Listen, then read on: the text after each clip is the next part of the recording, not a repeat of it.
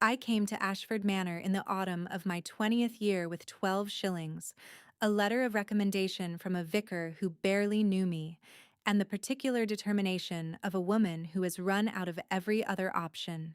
My name is Clara Wren. I was hired as an under-housekeeper's assistant, which is a dignified way of saying I cleaned what others didn't want to clean, hauled what others didn't want to haul, and did whatever the estate required of a pair of willing hands at the very bottom of the household order. I was not a servant in the formal sense. I was something beneath that. The kind of person large houses require in quantity and acknowledge in none. The estate was vast, hundreds of acres of managed woodland, formal gardens gone slightly wild at the edges, tenant farms stretching north toward the hills. It had the feel of a place that had once been fully alive and was now operating at reduced capacity, like a fire that had burned down to reliable coals. Warm still, functional still, but missing whatever had made it bright. The master of Ashford Manor was Lord Edmund Carew. I did not see him for the first 3 months. This was not unusual, I was told. Lord Carew managed the estate through his steward, a precise, efficient man named Hollis, who communicated instructions by written note and expected them executed without question. Lord Carew himself moved through the house and grounds at hours that didn't coincide with the working day. He was present the way a shadow is present. You knew he was there from the evidence he left behind. A window opened in the east wing. A horse returned to the stables past midnight. Fresh candles burned down in the library. The staff talked about him the way people talk about weather. Carefully, with an eye on the sky. He had been in a fire. That much was agreed upon. 3 years before I arrived, there had been a fire in the north wing, and Lord Carew had gone in after a trapped housemaid and pulled her out and suffered for it. The housemaid had recovered completely. Lord Carew had not. Or rather, had recovered in the physical sense, but had withdrawn in every other sense, and now wore a hood and half-mask when he moved through the house, never received guests, had dismissed 2 personal valets in quick succession, and managed his own rooms himself. People said other things too. That he had been the most sought-after man in the county before the fire, that 3 women had broken engagements upon hearing the news, that he had once been the kind of man who filled a room when he walked into it and was now the kind who emptied one. I listened to all of this and said nothing and got on with my work. I was good at my work. That was the simple fact of the first months. I learned the house quickly. Which floors creaked and which didn't, which fireplaces drew properly and which needed coaxing. The particular hierarchy of the staff, who deferred to whom, where the quiet tensions lived. Mrs. Holt, the housekeeper, noticed that I was competent without being showy about it, and she redistributed work accordingly. By the end of the first year, I was managing the household linen accounts and handling correspondence with the laundry suppliers. By the middle of the second, I was effectively Mrs. Holt's deputy, attending the weekly briefings with Hollis, occasionally receiving written instructions in a different hand, Lord Carew's hand. His notes were precise and intelligent. He noticed things about the household that should have required a daily presence to notice. The quality of the candles had declined. A particular supplier had been overcharging for pressed linen. The east wing shutters needed rehinging before winter. I started writing back with more than just confirmation. I would note what I had found, what I had done, what I recommended. I half expected Hollis to intercept these additions and trim them back to the required minimum. Instead, the responses started getting longer. I saw him first in February of my second year. It was past 10 at night. I had stayed late to finish a household inventory that Mrs. Holt needed for the quarterly accounts. I was in the east corridor carrying a lamp and a ledger when I heard footsteps on the stair above. I looked up. He was tall. That was the first thing. Broad through the shoulders, with the build of a man who had once been physically powerful and still carried the frame of it.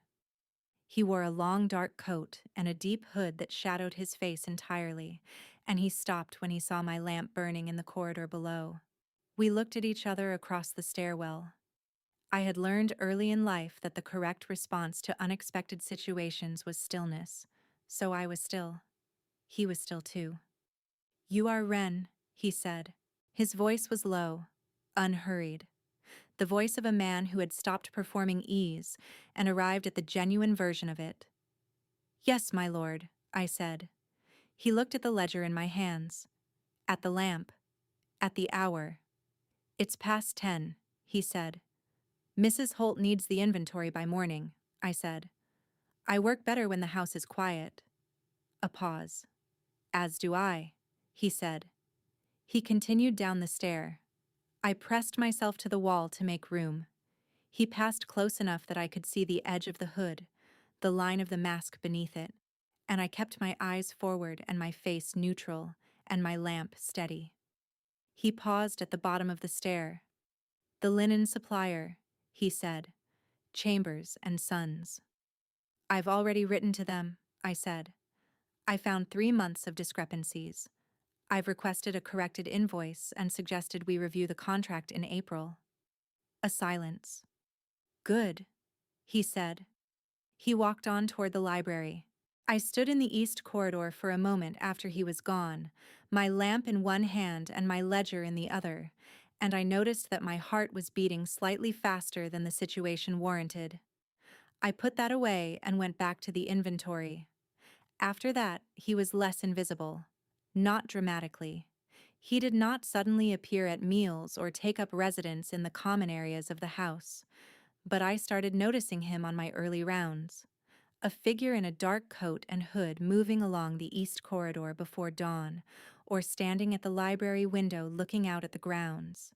He never spoke on these occasions unless I came close enough to make silence rude. When I did come close, he asked questions. Specific, informed questions that told me he had been reading my reports carefully.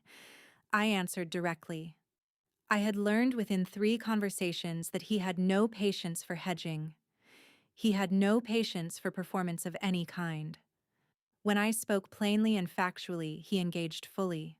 When I padded my answers or used the careful deferential language the other staff used with him, something in him closed slightly. A door not quite shutting but no longer fully open, so I stopped padding. I talked to him the way I talked to Mrs. Holt or Hollis, efficiently, honestly, with my own opinion included when I had one. I think it surprised him. I think very few people had talked to him that way since the fire. By the spring of my 3rd year, we had fallen into a pattern. Early mornings, occasionally evenings, the east corridor or the library or the edge of the formal garden. He asked. I answered. I occasionally asked back. He answered, and his answers were more expansive than he perhaps intended, because he was a man who had been thinking carefully about things for a long time without much outlet for the thinking. I learned the estate through his eyes as well as my own. I learned that he had inherited it at 24, unprepared and unwilling, from a father he had respected but never been close to. That he had spent his 20s learning to love it properly, finding in the management of land and house a satisfaction that society had never given him. That the fire had not, as the staff believed, broken him, but had removed him from a world he had never entirely trusted and deposited him in a smaller, quieter one that he found, to his own surprise, he did not entirely hate. He did not tell me these things directly. He told me them in the way people tell you things when they have stopped being careful, in pieces, distributed across dozens of early morning conversations, each piece small enough to be deniable. I held all of it carefully. I held him carefully. Because I was aware, by the middle of the 3rd year, that what I felt when I heard his footsteps in the east corridor in the morning was not the professional attentiveness of an employee. It was something warmer and more complicated than that. Something I had enough self-knowledge to name and enough practical sense to know that naming out loud would be the end of the only thing in my life that felt like it mattered. So I held it quietly, and I got on with my work. It was Mrs. Holt who said it first. She said it in November of my third year, on a gray Tuesday morning when I had come back from delivering a report to Hollis and found her in the linen room with the particular expression of a woman who has been deciding whether to say something and has just decided. "Be careful," she said, simply, without preamble. I looked at her. "I don't know what you mean," I said. "Yes, you do," she said. She was folding pillowcases with the efficiency of long practice, not looking at me. "I have been in this house for 20 years. I have never seen him seek out anyone's company. Not once. Not since the fire and not before it. Not really." She paused. "He seeks out yours?" I was quiet. "I'm not saying anything is wrong," she said. "I'm saying be careful. Not for your sake only. For his." She finished the pillowcase. "He has been hurt enough," she said, "by the fire and before it. By people who looked at him and saw a title and an estate, and not a man. I would not like to see him hurt again." She picked up the next pillowcase. The conversation was apparently over.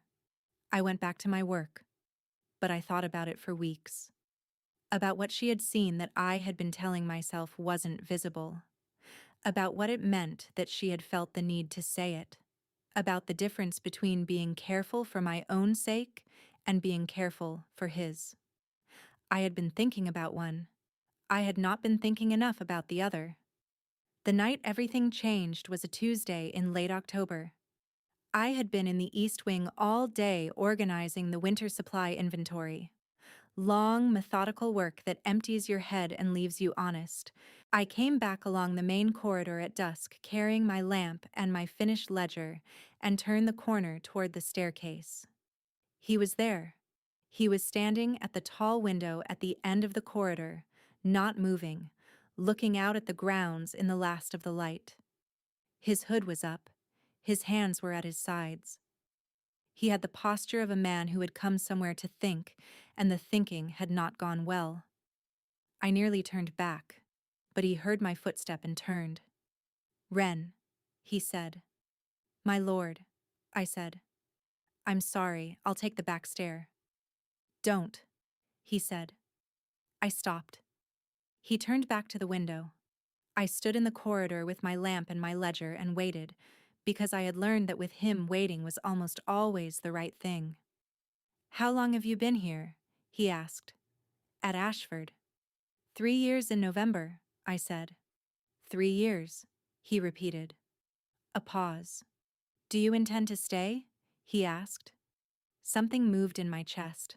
I looked at the lamp in my hand. "That depends," I said carefully. "On whether I am wanted." The corridor was very quiet. "You are wanted," he said. His voice was very low. "More than you know. More, perhaps, than is appropriate for me to say." I did not say anything. He was still facing the window. "I owe you honesty," he said. "You have given me 3 years of it, and I have given you very little in return."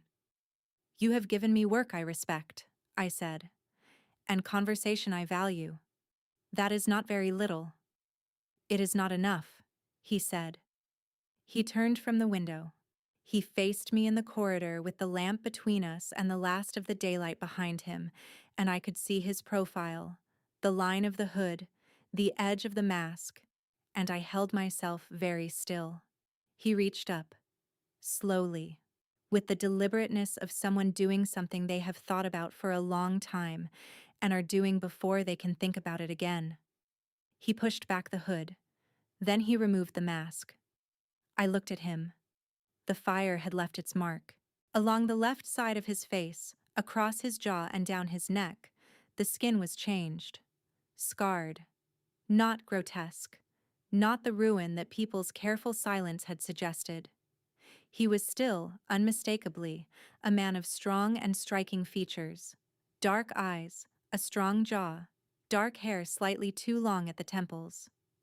The damage had not taken any of that. It had altered it the way weather alters stone, not destroying the structure, changing the surface, making it harder and more honest. He was looking straight at me, not past me, not at the floor, at me, waiting. And what I felt, standing there in the east corridor with my lamp between us and 3 years of early mornings behind me, and his face finally, completely, unguarded before me for the first time, what I felt was not shock or pity or the social panic of someone who didn't know where to look. What I felt was that I had been waiting 3 years to see this face, and I was only now understanding how much. I let you see me, he said quietly, because I trust only you. Of everyone in this house, of everyone I have known since the fire, you are the only one who has spoken to me as if I was still a person worth speaking to. Something in my chest pulled very tight. You have always been a person worth speaking to, I said. You cannot know that, he said. You never knew me before. No, I agreed. I knew you after the fire and after the withdrawal and after 3 years of early mornings when you could have stayed in your rooms and didn't. After 100 written notes that were twice as long as they needed to be because you were thinking out loud and trusted me to receive it. I looked at him steadily. I would argue that is the more reliable data. He stared at me. Something moved across his face. Something that had been locked for a long time encountering unexpected air. Clara, he said.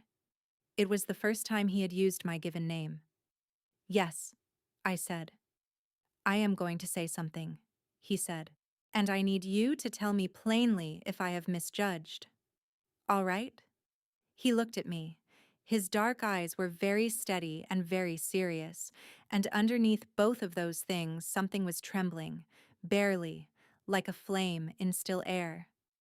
I look forward to mornings, he said. I have not looked forward to mornings in 3 years. I look forward to them because of you, because of the particular quality of your attention and your honesty, and the fact that you have never once looked at me with pity or fear, or the careful blankness people use when they do not know what else to offer.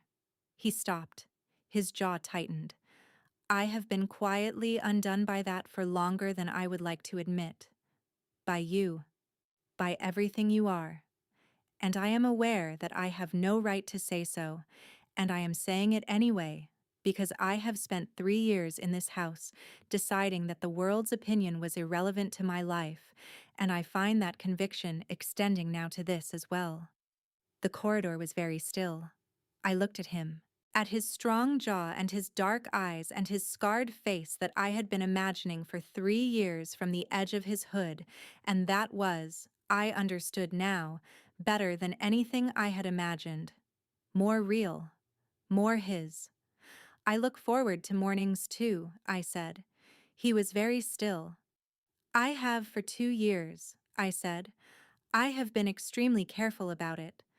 I was told to be careful, and I agreed that it was sensible, and I have been careful right up until this moment when you are standing in front of me without your hood and telling me you have been quietly undone, and I find that I have run out of careful entirely. Something broke in his expression, not dramatically, the way ice breaks in spring. A crack, and then the whole surface shifts.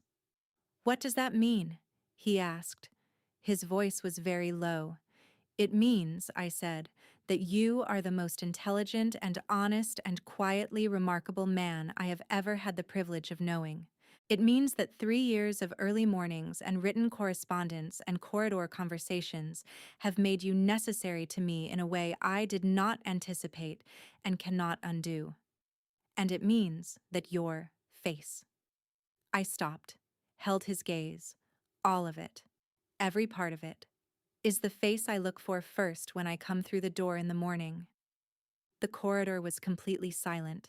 He crossed it. He moved from the window to where I was standing in 3 steps and stopped in front of me, close, closer than we had ever stood. And I could see the exact texture of his face in the lamplight and the particular expression in his eyes of a man who has been proved wrong about something important and is overwhelmed with gratitude about it.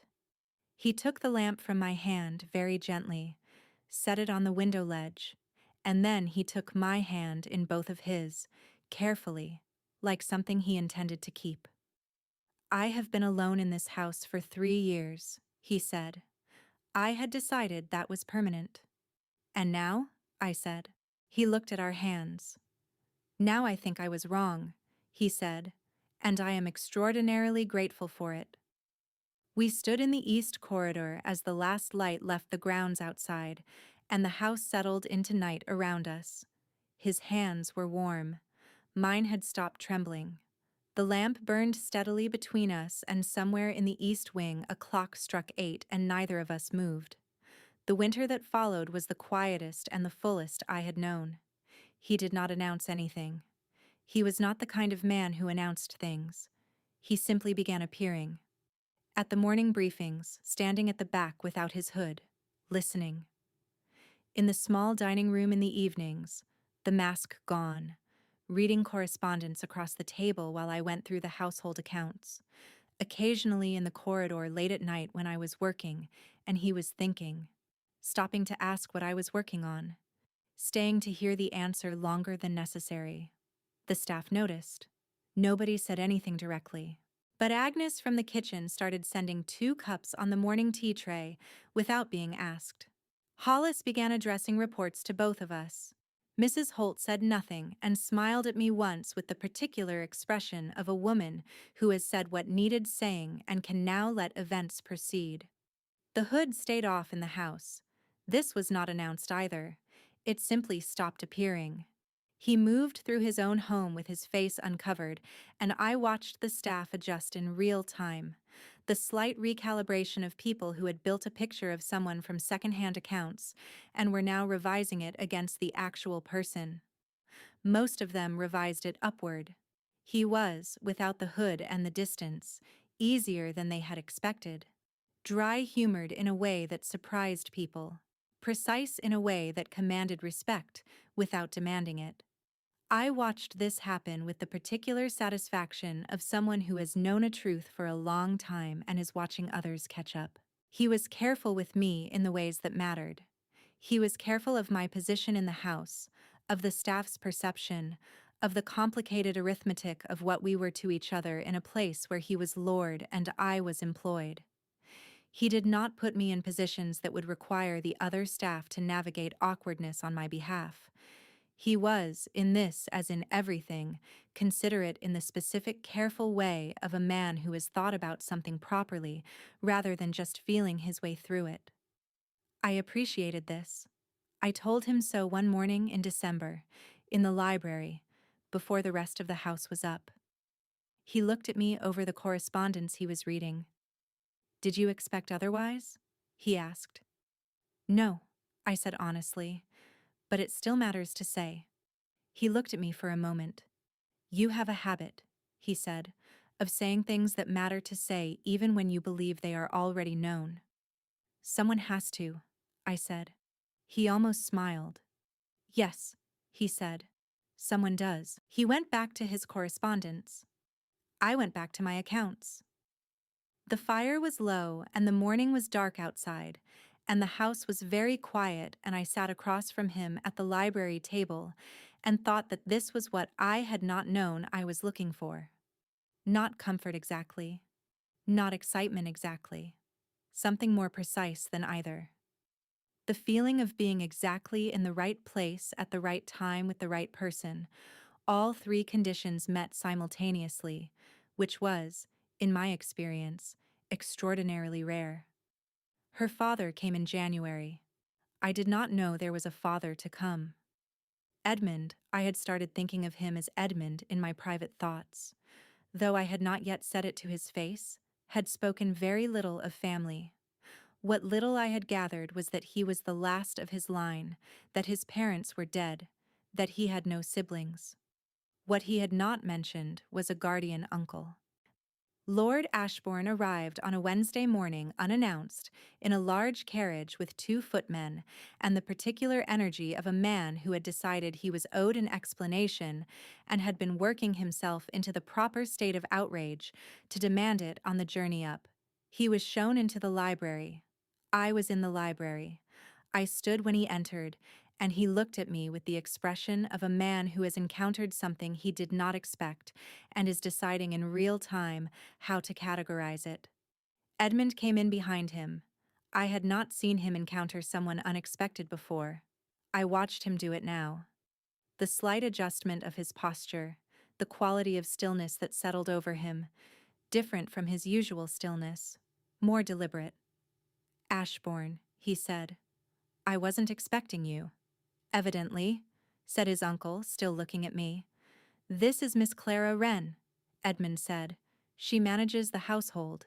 She is indispensable to the running of this estate, and I would ask you to address her accordingly." Ashbourne looked at Edmund, then back at me, then at the library, at the 2 cups on the table, at the shared correspondence, at the particular intimacy of a room that 2 people have been occupying together for a long time. "I see," he said, in the tone of a man who sees considerably more than he is prepared to comment on in the first 5 minutes. He sat down. Edmund sat down. I moved to leave, and Edmund said, without looking at me, "Stay." I stayed. What followed was an hour of the particular kind of conversation that is about one thing on the surface and another thing entirely underneath. Ashbourne talked about the estate, about the county, about Edmund's responsibilities, and his continued absence from society, about whether the withdrawal of 3 years had not perhaps gone on long enough. He talked about the family name and its continuation, and the question of whether Edmund had given thought to his future in the formal, structured sense that uncles talk about when they mean marriage and heirs. Edmund answered everything with the precise, unhurried brevity that I knew by now was not coldness, but confidence. He had nothing to defend, and he knew it, and that knowledge made him very calm. I sat in the corner with my accounts ledger and said nothing, and watched Ashbourne watch us both. He was not a stupid man. He was reading the room with the careful attention of someone who had arrived expecting one situation and found another, and was revising his strategy accordingly. When he left 2 hours later, he paused in the doorway and looked at me. "Miss Wren," he said. "My lord," I said, "you have been here 3 years." "Yes." "And in your assessment," he said carefully, "is my nephew well?" I looked at him. I looked at Edmund, who was watching me with those dark eyes and the particular expression I had come to know as his version of curiosity, waiting to see what I would say, not anxious about it, just interested. In my assessment, I said, "Your nephew is better than he has been in some time." Ashbourne looked at me for a long moment. Then he looked at Edmund. Something moved across his face. Not entirely approval, not entirely disapproval. Something more complicated and more human than either. "Good," he said. He left. Edmund looked at the door for a moment after it closed. "Well handled," he said. "I told the truth," I said. "You usually do," he said. "It is one of the things I rely on most." I looked at him. "Edmund," I said. It was the first time I had said it to his face. He went very still. "Yes," he said, quietly. "Your uncle is going to come back," I said, "and when he does, he is going to want a clearer picture of what is happening in this house. And I think we should decide, before that happens, what we want to tell him." He looked at me for a long time. "What do you want to tell him?" he asked. "The truth," I said. "I always want to tell the truth. But I want to know first what the truth is. What this is. What we are." I paused. Formally. He stood up from his chair. He crossed the library. He stopped in front of me very close in the way he had stopped in the East Corridor in October, and took my face in his hands and looked at me with those dark, steady eyes. "The truth," he said, "is that you came to this house 3 years ago with 12 shillings and a letter of recommendation, and you have made yourself necessary to every function of this estate. And to me personally in a way I did not anticipate and cannot imagine undoing." He paused. "The truth is that I want you here not as an employee but as my wife. Formally, permanently, completely, and I want to tell Ashbourne and everyone else exactly that. I looked at him, at his scarred face in the January library light, at his dark eyes that had been careful and guarded for so long and were neither of those things now. At the man who had sat in his house for 3 years in the dark, deciding the world's opinion was irrelevant, and had now applied that conviction to this, and was asking me to let him. Yes, I said. He exhaled. One long breath, like something held for a very long time, released. Yes, he repeated. Yes, I said. Formally, permanently, completely. All of it. He pulled me close. His arms around me were warm and certain, and nothing at all like a man who had decided he was better alone. I pressed my face against his shoulder and felt the house around us. The east corridor and the library and the walled garden and the 3 years of mornings I had looked for his face first. And I understood that this was what home felt like. Not a place you arrived at. A person you arrived at. And the particular quiet joy of finding that they had been arriving at you, too. The spring came late that year, but when it came properly. The walled garden bloomed. The east orchard was good. The tenant farms had their best yield in 3 years, which I reported to Edmund over breakfast with the satisfaction of someone who has been recommending better drainage for 2 years and is finally right about it. He listened with the expression I loved most, the one that was paying full attention and finding it worth paying. I told you, I said. You told me? He agreed. I have been telling you since January of last year. You have, he said. I should have listened sooner. Yes, I said. You should have. He looked at me across the breakfast table with those dark eyes. I have a habit, he said, of arriving at important conclusions later than I should. You do, I said. It is one of your least efficient qualities. And yet you stay, he said. I looked at him, at his face in the spring morning light, fully uncovered, fully his, the strong jaw and the scarred skin and the dark eyes that had looked at me through a doorway in October, and decided to trust me with the truth. And yet I stay, I said. He reached across the table and took my hand. Outside the window the grounds were green and the walled garden was in bloom, and the roses along the east wall were doing whatever they wanted, as they always had. The house was full. We were full. And I thought about 20 years old and 12 shillings and a letter of recommendation from a vicar who barely knew me, and the particular randomness of arriving at exactly the right place, at exactly the right time, and having the good sense, when you got there, to stay.